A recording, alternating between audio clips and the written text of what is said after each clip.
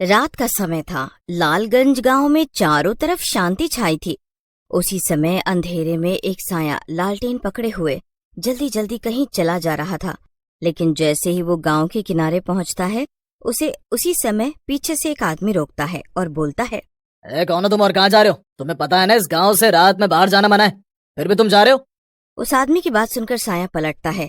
वो साया कोई और नहीं बल्कि गांव में नया नया आया राजू बैंड वाला था।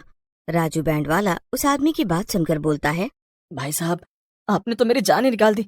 भला ऐसे भी कोई रोकता है किसी को? मुझे रात में कहीं बैंड बजाने जाना है, मैं वहीं जा रहा हूँ। लेकिन उस आदमी पर राजू बैंड वाले की बात का कोई प्रभाव नहीं पड़ता और वो गुस्से में बोलता है, तुम कोई भी हो और कहीं भी जा रहे हो, इस गांव के नियमों के हिसाब से तुम रात में गांव से बाहर नहीं जा सकते, इसीलिए तुम्हें वापस जाना होगा। राजू अपने से लंबे और चौड़े आदमी को देखकर घबरा जाता है और वापस लौटने में ही समझदारी समझता है। अभी तो चलता हूँ, कल से दूसरे चोर रास्ते से निकल जाऊंगा।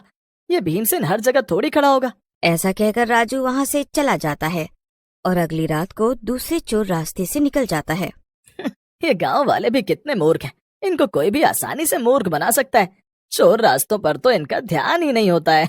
बेवकूफ कहीं के। और वो खली के जैसा दिखने वाला अपने आप को बहुत चालाक समझ रहा था। अगली सुबह गांव वाले उठते हैं और राजू के घर के बाहर उसकी पत्नी रमा को रोते हुए देखते हैं। उसी समय वहाँ सरपंच जी आ जाते हैं और बोलते हैं, अरे ये राजू बैंड वाले की घरवाली ऐसे रो क्यों रही है? क्या हुआ? कुछ नहीं सरपंच जी, इसका घरवाला राजू मेरे मना करने के बावजूद रात में इस गांव से बाहर निकला और मारा गया। ये तो बहुत ही बुरा हुआ भीमा, तुम्हें ध्यान रखना चाहिए था। तुम तो इस गांव के सबसे बलवान आदमी हो। मैं आपकी बात और गुस्सा दोनों समझता हूँ, लेकिन सरपंच जी, राजू किसी दूसरे चोर रास्ते से रात में चला गया और मारा गया, क्योंकि मैं तो मुख्य रास्ते पर ही पहरा देता हूँ। वो दोनों बातें कर ही रहे होते हैं कि तभी राजू के बूढ़े पिता रामलाल वहाँ आ जाते हैं और बोलते हैं, ये सब क्या हो गया सरपंच जी? मेरा बेटा कहाँ चला गया? उसे ढूंढिए ना, वो हमारा इकलौता सहारा था। अब हम आपके भरोसे हैं।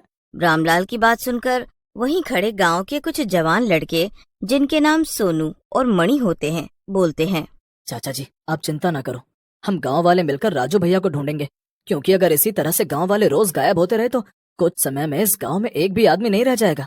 फिर सोनू और मणि वहाँ से चले जाते हैं। मणि सोनू से बोलता है, सोनू भाई, आप गांव वालों से बोल तो आए हो कि लोगों को ढूंढोगे, लेकिन आपको पता है कि वो लोग कहाँ हो सकते हैं जो गायब हुए हैं? तुम्हारी बात में तो दम है, लेकिन मुझे न जाने क्यों लगता है लोगों को खो जाना जंगल में बहने वाली नदी से जुड़ा हुआ है। हम दोनों को उसी नदी के पास चलकर देखना चाहिए। फिर दोनों उस नदी के पास जाकर खड़े हो जाते हैं। दोनों काफी देर तक वहीं खड़े रहते हैं। उसी समय रात हो जाती है।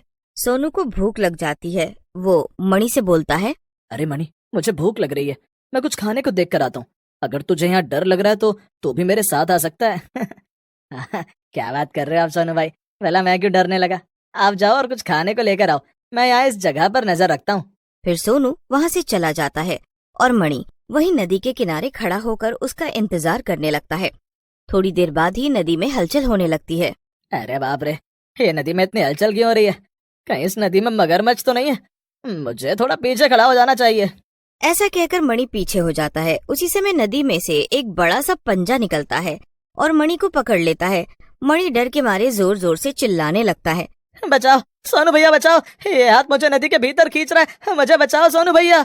उसी समय सोनू भी वहाँ आ जाता है और यह दृश्य देखकर सुन्न हो जाता है। हे भगवान, ये सब क्या है? ऐसे तो ना कभी देखा ना सुना, इतना बड़ा हाथ।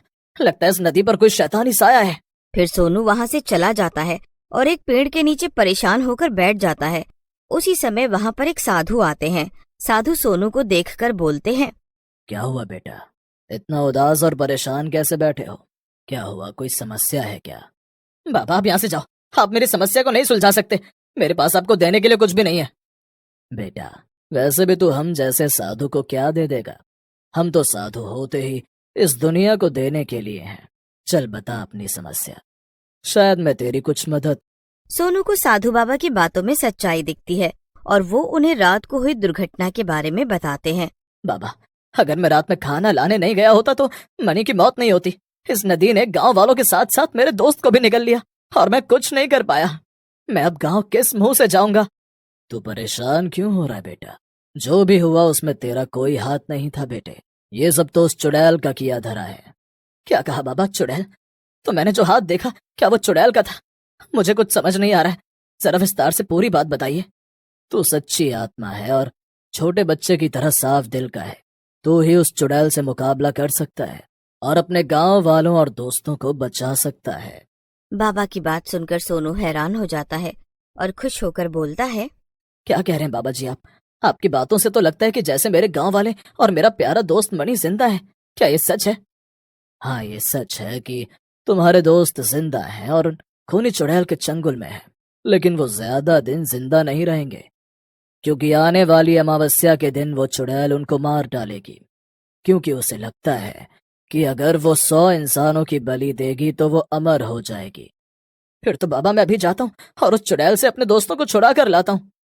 मैंने इसीलिए तुम्हें प्यारा सा बच्चा बोला था बेटा, तुम उस चुड़ैल से अकेले नहीं लड़ सकते, तुम्हें अपने गांव वालों की मदद लेनी होगी। जाओ और अपने सरपंच को इस बारे में जाकर बताओ। फिर सोनू बाबा से आज्ञा लेकर गांव चला जाता है और सरपंच को बाबा के साथ हुई पूरी बात बताता है, जिसे सुनकर सरपंच बोलते हैं, अगर ये बात सही है तो पूरा गांव तुम्हारे साथ है। हम अपने गांव वालों को बचाने के लिए कुछ भी करेंगे। फिर सरपंच और सोनू गांव वालों के साथ मिलकर जंगल में चले जाते हैं। वहां उन्हें साधु बाबा ध्यान लगाए हुए दिखते हैं। सरपंच बाबा को पहचान जाते हैं और सोनू से बोलते हैं, अरे सोनू बेटा, ये तो बहुत बड़े संत हैं। ये तुम्हें कहाँ से मिल गए? इनके तो दर्शन से ही सारे पाप धुल जाते हैं। उसी समय साधु बाबा अपनी आंखें खोलते हैं और सोनू को पास बुलाते हुए एक त्रिशूल देते हैं और बोलते हैं, ये शिव भगवान का पवित्र त्रिशूल है। तुम इस त्रिशूल को चुड़ैल के माथे पर गाड़ देना। त्रिशूल लगते ही वो चुड़ैल मर जाएगी और गांव वाले उसके जादू से आजाद हो जाएंगे। जैसे ही सोनू त्रिशूल को पकड़ता है, वो साधु बाबा वहां से गायब हो जाते हैं। सरपंच जी, मैं अब उस चुड़ैल को बुलाने जा रहा हूँ। आप सब गांव वालों को लेकर छुप जाओ और जब मैं आपको इशारा करूंगा तब आप सब बाहर आकर चुड़ैल पर हमला कर देना। ऐसा कहकर सोनू नदी के किनारे जाता है और जोर से चिल्लाता है। सोनू के चिल्लाने पर नदी के पानी में हलचल होती है और वही खूनी हाथ बाहर आता है, लेकिन जैसे ही हाथ उसकी ओर बढ़ता है, वो पवित्र त्रिशूल को उस हाथ से छू देता है। जैसे ही वो उस हाथ को छूता है, हाथ जलने लगता है। साधु बाबा की जय हो, ये पवित्र त्रिशूल तो सच में बहुत ही ताकतवर है। जैसे ही हाथ जलता है, वहाँ पर एक देवता आ जाते हैं और सोनू को बोलते हैं, सोनू, तुम्हारा शुक्रिया। तुमने मुझे इस चुड़ैल के चंगुल से आजाद करा दिया। मैं तुम्हें आशीर्वाद देता हूँ कि तुम इस चुड़ैल से जीत जाओ और इंसानियत को बचाओ। ऐसा कहकर देवता गायब हो जाते हैं। उसी समय चुड़ैल भी गुस्से में बाहर आती है और बोलती है, कौन है वो दुष्ट जिसने मेरे जादू को तोड़ा? मैं उसकी जान ले लूंगी। अपने सामने खड़े सोनू को देख चुड़ैल हंसने लगती है। तो तू है वो जिसने मेरे जादू को तोड़ा? इंसानों की भी हिम्मत बढ़ गई है।